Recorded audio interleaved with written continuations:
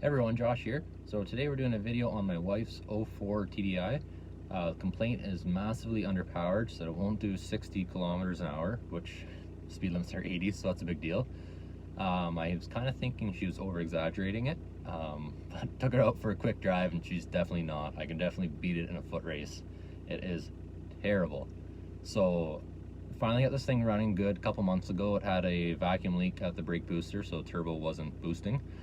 So she's used to limp mode, so she said it's worse than limp mode. Cycle key stays slow, and it came out of nowhere. So first off, I'm thinking turbo, or maybe cam finally wore out, or through a lift or something like that. But it runs good at idle, nice and smooth, so that kind of tells me it's not a wore out lifter, unless all four wore out at the same time. So I'm gonna take it for a little drive and see what's going on, and then just do a little visual and see if we see anything wrong, and then obviously get BCDS out and we'll see what's going on.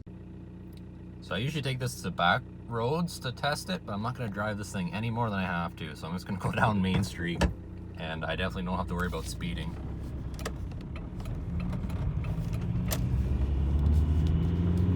So first gear to the floor, second gear to the floor,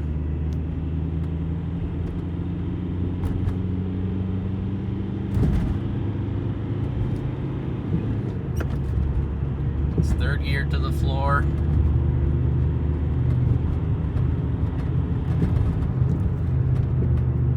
so that's a 0 to 60 in 40 seconds or something like that, so it's brutal. It seems to be a little bit better now that it's warmed up. Like, it was dangerous before. So we've got two known issues, or two codes that's had for a while, which was the cam sensor and a P0101 for the MAF sensor, but both have had the code for a couple of years now, and the car still runs, just kind of takes a bit more cranking to start.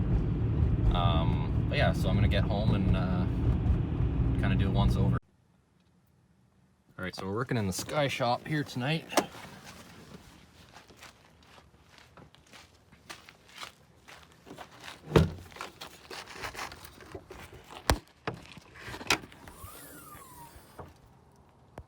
Of course, my camera can't catch any of that, so we'll grab the light. So a few things come to mind here. So no whistling, so that would indicate that there's not a boost leak or anything like that, or a pre-turbo exhaust leak, so that you're not losing drive pressure. So I don't think there's an issue with that way. Fuel filter was just replaced. If you didn't see the 200,000 kilometer fuel filter video, you should check that out. But so it's got a new fuel filter. And yeah, those codes that were active before are obviously still active. But just kind of want to get a rough idea what it looks like under here. Anything weird?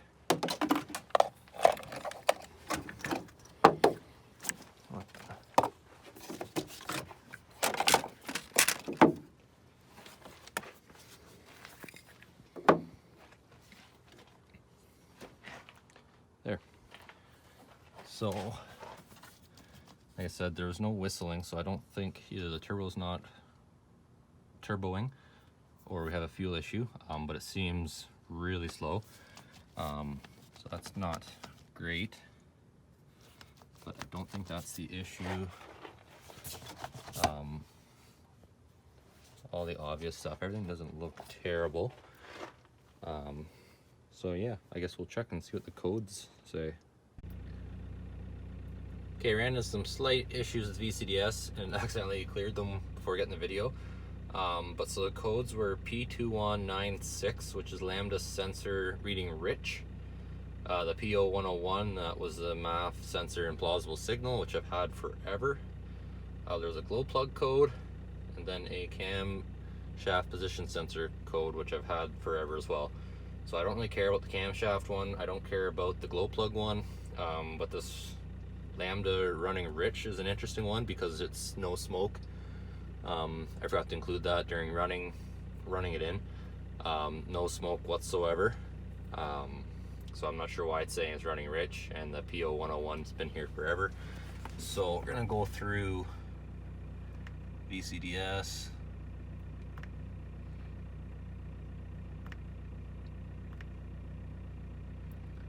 That one's really weird. So exhaust gas recirculation spec, so 345 milligrams per stroke at idle should be what it should be reading. It's reading 10. The other odd thing is that the exhaust gas recirculation is at 100.6. So if yours is reading 100.6, it's a good indication that the car has been tuned, the EGR has been shut off.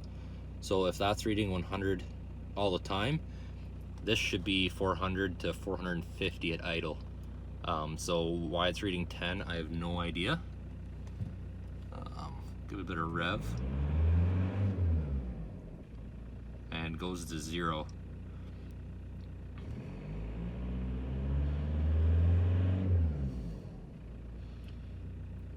So that's really weird. So that's gonna be messing with the smoke limiter. So basically it uses this MAF sensor to A, figure out how much EGR is in there, and B, how much fuel it can inject for, obviously, to not make it smoky. So with that reading, that's getting 0 fresh air. That's a big deal. So I guess I should specify here, this isn't actually the reading from an EGR flow sensor. This is your MAF sensor. So the actual versus requested. So that would be what it wants, I believe, fresh air to be flowing. So that would be what it's seeing through, or what it wants to see through the mass airflow sensor. And that's what it's seeing actually. So with that at 100%, this should have been 350 for requested, and that would be 450 because it's not getting any exhaust gas. So it's just a 100% fresh air. So that 400 to 450 is just physically what the engine requires at idle to run. With it going down to 0, it just physically can't run on 0 milligrams stroke of air.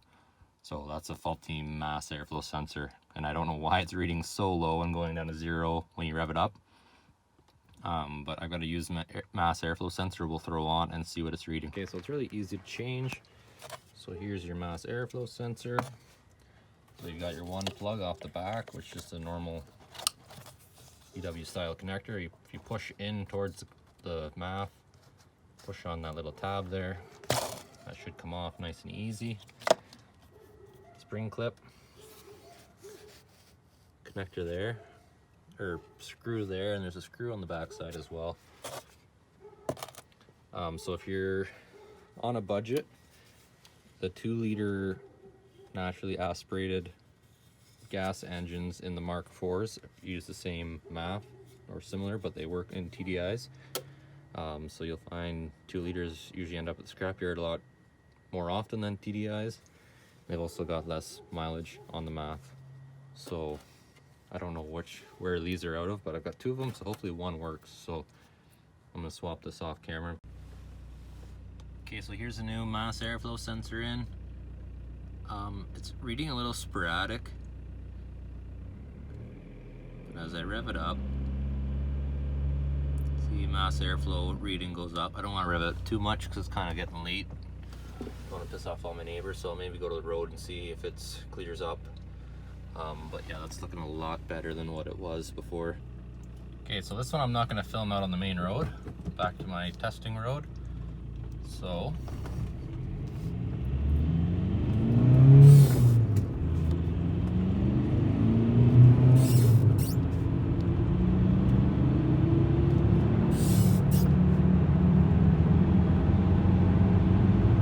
I'd say that's back to normal.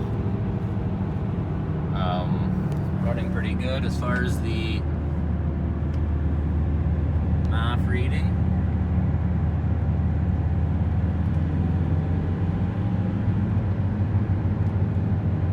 Seems to be reading a bit better there now. So yeah. I'm going to say the mass airflow sensor is faulty on this one. So nice and easy, cheap and quick fix. So hopefully if you run into a similar issue, that'll